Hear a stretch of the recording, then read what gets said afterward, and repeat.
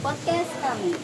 Saya Vika Sabrina Yanti sebagai host dan di sini ada teman-teman saya sebagai narasumber. Silakan memperkenalkan diri. Nama saya Arya Frianto. Nama saya Muhammad Rizky Atrosani. Nama saya Said Hussein Nurhusen. Nama saya Ahmad Rais Nawawi. Nama saya Muhammad Syahril Arido. Nama saya Taufan Aramsutu. Nah, di sini kita akan membahas tentang sejarah, lebih tepatnya apa sih dampak pada masa penjajahan di bidang budaya dan pendidikan. Yuk kita ke sesi tanya jawab. Nah, untuk pertanyaan yang pertama nih tentang bahasa, apakah Jepang sendiri ingin menghapus pengaruh Barat di Indonesia, termasuk dalam bidang bahasa dan budaya? Untuk hal itu, apakah ada gantinya? Baik, izin menjawab. Sebagai gantinya, Jepang berusaha mempromosikan bahasa mereka untuk menggantikan bahasa Belanda. Nah, hal ini salah satunya dilakukan melalui pendidikan. Namun, dikarenakan kurangnya guru yang tersedia dan sedikitnya orang Indonesia yang bisa berbahasa Jepang, pada akhirnya bahasa Indonesia lah yang digunakan secara luas. Oke, jadi pada masa pendudukan Jepang, mereka itu berusaha menghapus pengaruh Barat dengan cara mempromosikan bahasa Jepang. Tetapi gagal karena kekurangannya guru. Iya. Nah, untuk pertanyaan yang kedua masih tentang bahasa. Lebih tepatnya karya sastra berbahasa Indonesia.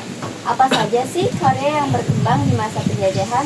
Baik, saya akan menjawab karya sastra yang berkembang di masa penjajahan itu misalnya cerita bersambung, cerita pendek, dan sajak yang dimuat dalam media massa yang disponsori oleh Jepang seperti majalah di Jawa Barat.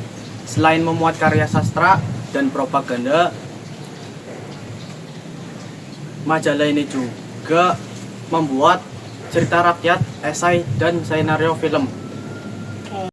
Nah, jadi di sini Jepang memanfaatkan karya sastra dan media massa seperti majalah Jawa Baru untuk menyebarkan propaganda. Tetapi karya sastra bahasa Indonesia tetap berkembang.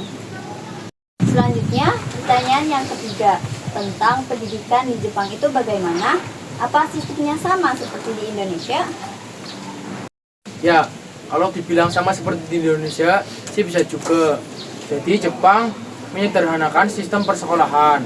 Jepang menyeragamkannya sehingga lebih egaliter. Kalau di Jepang, sekolah dasar dinamakan sekolah rakyat. Itu selama 6 tahun, SMP 3 tahun, dan SMA 3 tahun. Oh, berarti sama ya seperti di Indonesia, SD 6 tahun, SMP 3 tahun, dan SMK 3 tahun. Ya. Oke, pertanyaan selanjutnya, pertanyaan yang keempat. Masih dengan sistem pendidikan di Jepang, ada nggak sih selain ketiga sekolah tersebut, apakah Jepang menyediakan sekolah lain? Baik, saya akan menjawabnya. Pemerintahan penjajahan Jepang sebenarnya menyediakan sekolah guru, sekolah kejuruan, dan pendidikan tinggi. Namun, sekolah-sekolah tersebut tidak menjadi efektif karena suasana perang sedang berlaku. Jadi, para pelajar dan mahasiswa ikut latihan militer.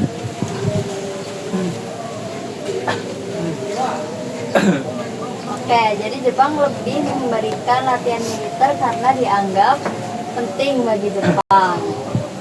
Lanjut pertanyaan yang kelima. Di Jepang itu saya pernah dengar tentang Kempetai. Kempetai itu apa sih? Dan apa peran Kempetai pada masa penjajahan terjadi? Kempetai adalah polisi rahasia Jepang yang terkenal sangat kejam. Nah, di sini Kempetai punya tugas untuk memastikan rakyat dan pelajar mematuhi peraturan di Jepang dan menjaga dominasi Jepang dan Indonesia. Oke, jadi Kempetai itu polisi rahasia militer milik Jepang dan terkenal kejam ya. Oke, pertanyaan terakhir nih teman-teman. Gimana sih cara Jepang menanamkan ideologi mereka untuk generasi muda Indonesia? Kalau itu, mereka akan membuat kelompok kepemimpinan mahasiswa dan melatih mereka dengan gaya militer agar mereka bisa mencocokkan sikap kepemimpinan mereka terhadap masyarakat sekitar. Udah. Oke, jadi Jepang itu mempengaruhi generasi muda melalui pelatihan militer dan pembentukan kelompok pemimpin. Oke, itu saja pembahasan sejarah tentang dampak pada masa penjajahan Jepang di bidang budaya dan bidang pendidikan. Dan sampai jumpa di podcast selanjutnya. Dadah. Dadah.